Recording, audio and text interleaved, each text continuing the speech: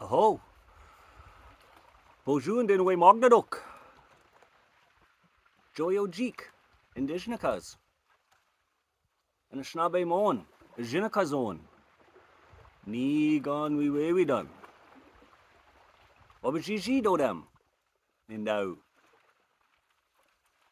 Nipisin and Dojba. Hello there, all my relatives. What I said there was a traditional Anishinaabe greeting. It translates to, as I've just stated, hello all my relatives.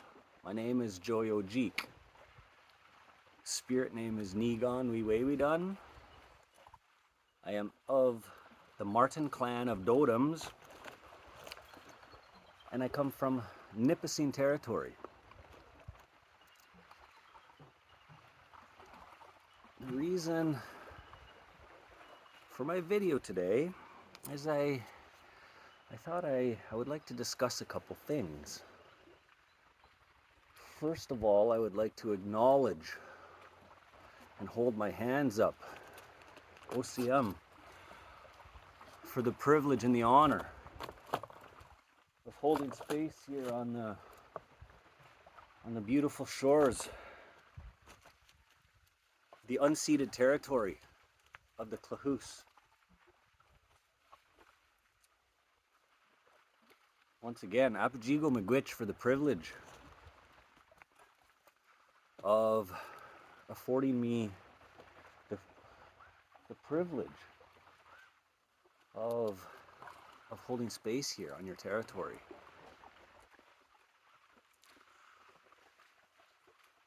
I would like to today do a video and speak with you about what we perceive as there used to be, or there was, a genocide to the original people of Turtle Island. I would like to speak about how we often talk like it's the past, and it's something that we need to reconcile with, something we need to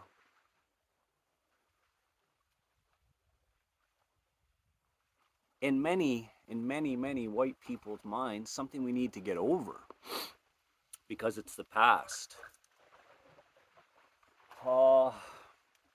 This is what I would like to address today on how we feel this is the past. And I would like to explain today a little bit on how the genocide continues. And it's kind of hidden. Of course we know, well, I don't know if we do, of course we know of residential schools not closing until 1996. Of course we hear daily of over 10,000 bodies of innocent children that are being dug up. What I would like to talk about, all these things kind of tie into one another. What I would like to speak today is the genocide that's taking place and how it's taking place with wealth, and how the genocide continues with us as Indigenous people not being able to be equal in living. Therefore, we are still within the realm of genocide. What I would like to talk about is Migizi, Giwabamon, Migizi, Ginundwa. An eagle just come to visit me. He's in the tree right here. Aho, Apajigo Miigwech.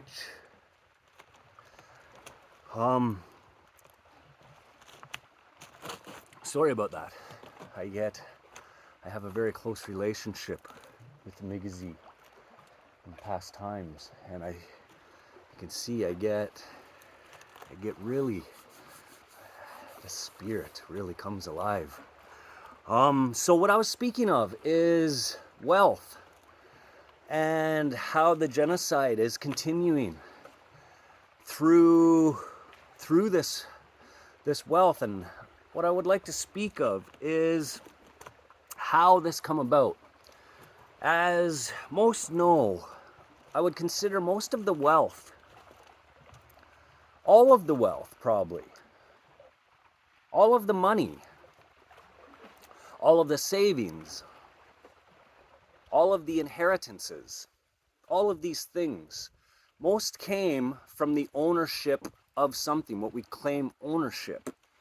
Obviously, us first people did not claim ownership to anything, as man can no more claim ownership to the land we walk upon than the air in which we breathe.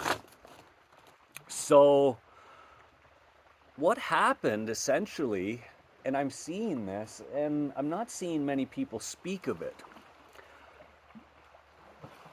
When settlers arrived here, and they still continue to arrive here,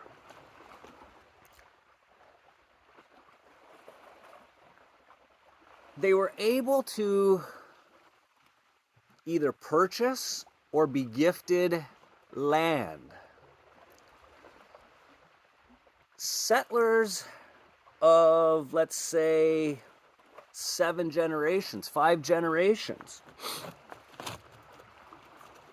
they got the land for next to nothing or for free in exchange for perhaps some labor, maybe. I don't know. I wasn't alive back then. But what I do know is out of the 100% of the land here on Turtle Island, and let's speak of what I know of most, am educated the most on, so-called Canada, we're down to 1% of our land mass.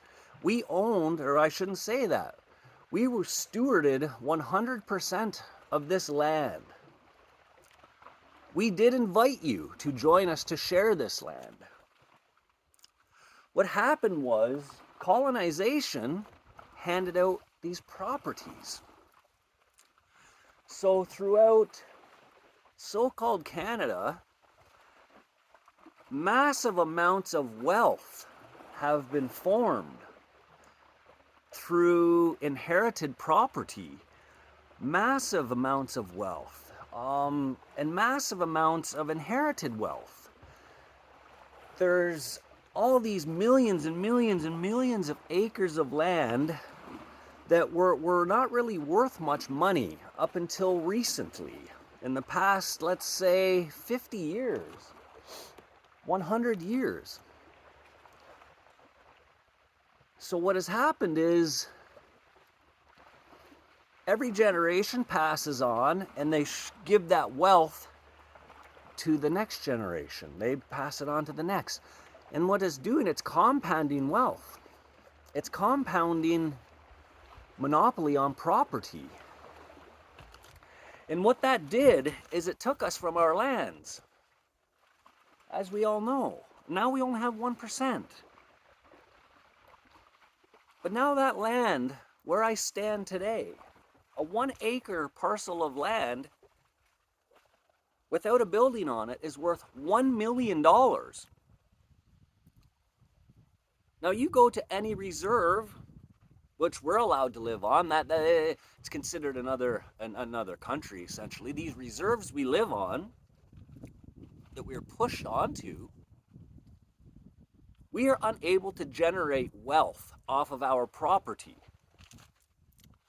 As you can only sell to a fellow band member, which I think is fair nonetheless, but we are unable to afford to go outside of our reserves and purchase and live equally to the rest of so-called Canada. And the reasons are as follows. We do not have 5 generations of wealth handed down. What people need to understand is my grandparents My father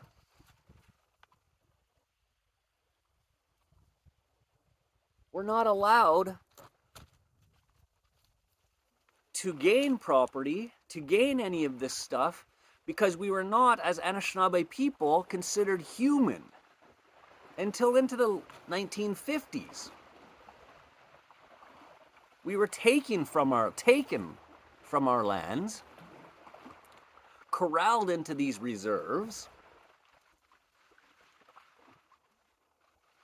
and now what's happening is so-called Canadians, squatters, are making an abundance of wealth, which puts them in a different class level than us. And what it is it's continuing our poverty, where we're sinking further into poverty, which is sinking us further into mental illness, which contributes to addiction, suicide, all of these things. Myself, as an Anishinaabe person of these lands, will never afford to so-called own a piece of property outside my reservation.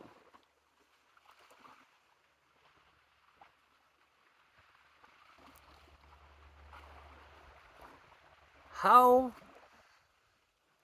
is this fair? It absolutely isn't. And it is exactly what I'm speaking of when I say that genocide is continuing.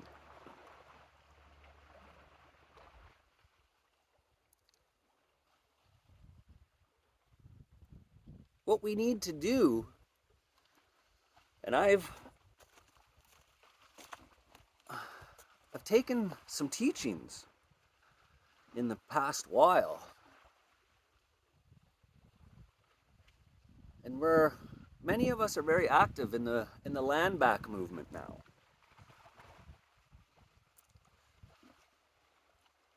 And I'm a teaching that I took recently from a very, very wise human, Anishinaabe, warrior. As Indigenous people, as Anishinaabe people, as Coast Salish people, as Cree, as Haudenosaunee, as First People, the Creator placed us here.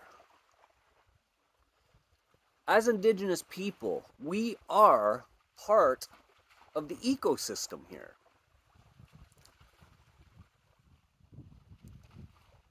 A very important part of the ecosystem.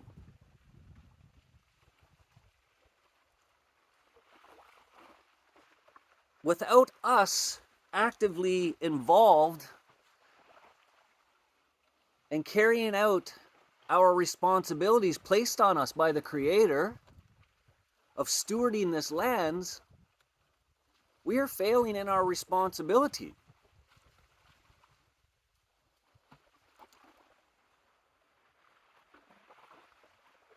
So as a responsibility to our Creator, we have no choice but to take this land back.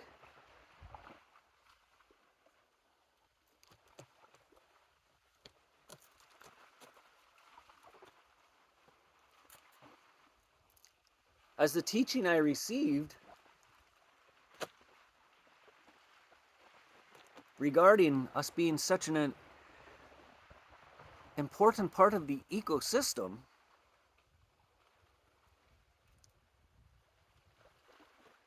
there was also words within the Anishinaabe warriors' speech that hit home. Ducks, deer, the Migizi, the four-legged, the swimmers.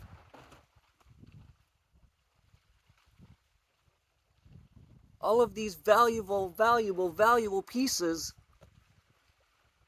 to the ecosystem equal to us indigenous peoples, they don't make an application for a home. They don't do paperwork to get a home. And the reason they don't is because under the natural law, we have to have this in order for survival of humanity. That's why we get so upset about extinction of animals. I ask that today we start caring about the extinction of a human equally as much as the extinction of an animal. I am here, as mentioned, on this sacred unceded territory of the Klahoose.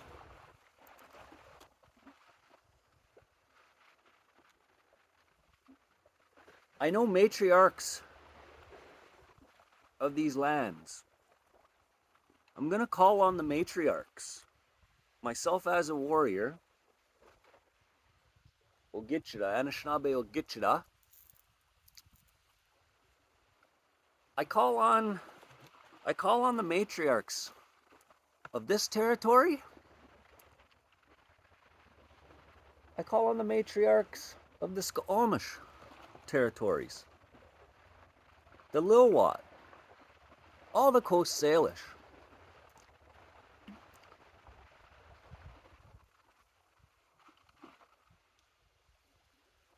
I call on you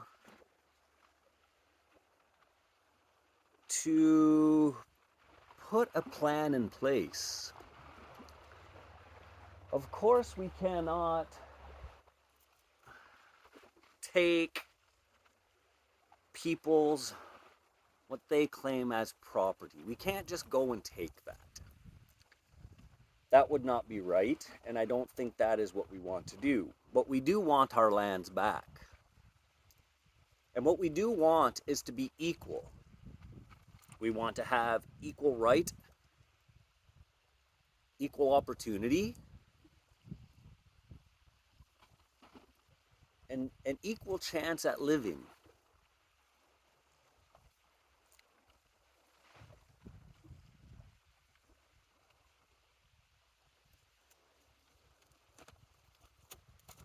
I know I've heard the words spoken in the past from some, or not some, a very respected war chief.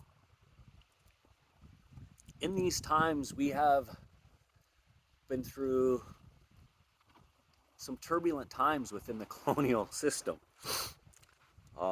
It has been disclosed that just one bridge, one international bridge alone in so-called Ontario, on the traditional territories of my relations, $800 million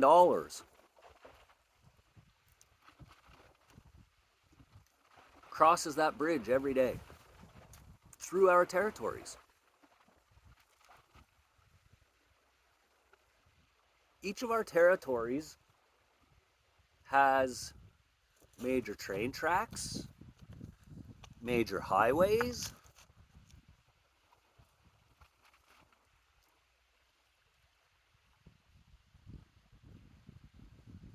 perhaps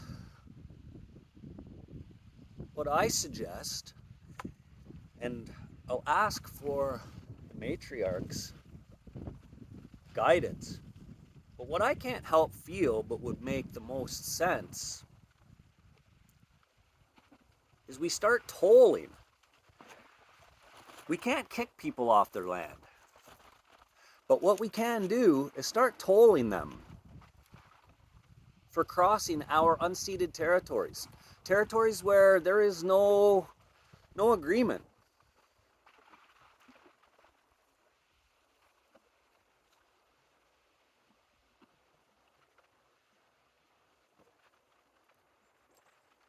I'm calling on the Klahoose, as that's where I am today. What I feel we should do is if somebody wants to go to spend their money, their wealth at the store, they should share that wealth because that wealth is stolen from us. So I say we set up check stops on every highway on unceded territory. All these islands, Vancouver Islands, a massive, massive amount of wealth.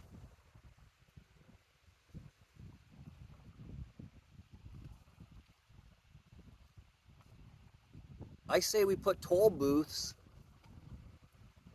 at every intersection,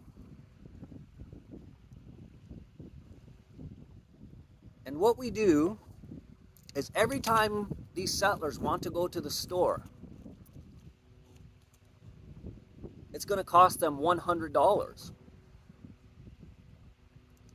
Every time they want to go anywhere across our territory, it's going to cost them $100. Their houses are worth millions. I hear you.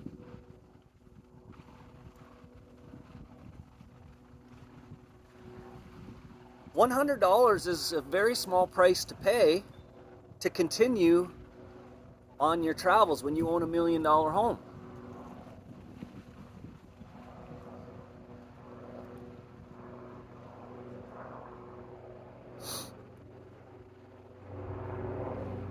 I think it's ideal.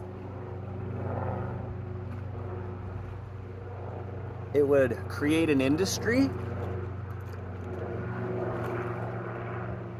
The security guards and the enforcement team at these toll gates make a livable wage that would afford them the opportunity to live anywhere on their lands, not just the 1% that they were pushed to.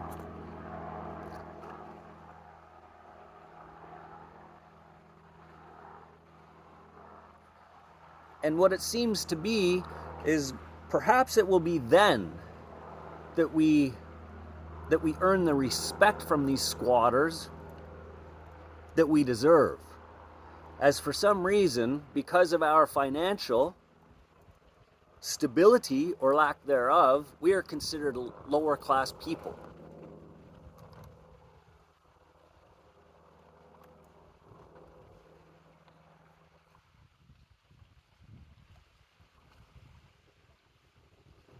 I encourage you, and as Indigenous people,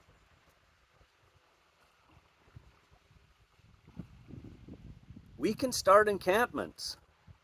Not encampments, homes. These are our territories. I encourage all of the Squamish, all of the Coast Salish that are out here struggling in poverty, looking at these fancy properties with jealousy. You do realize they're your properties, right? Don't be scared to go and set up a camp on these properties. These are your lands. Let's start making noise about this. Why are settlers allowed to sell their home at a profit? How does that make any sense? How can you profit off land that does not belong to you? You should not be allowed to. And we should no longer be second, third, last class citizens. This was gifted to us. And everything that we do not have was stolen from us. So do not let anybody make you feel immoral if you talk about taking theirs, because that's exactly all you're doing is retrieving your own stuff.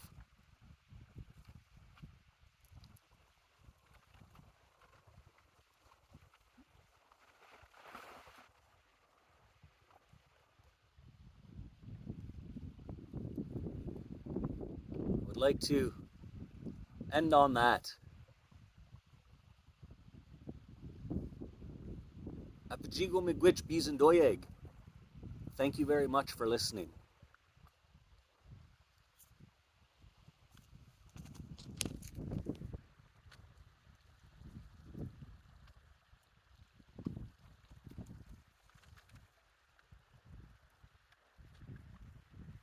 Carry my prayer.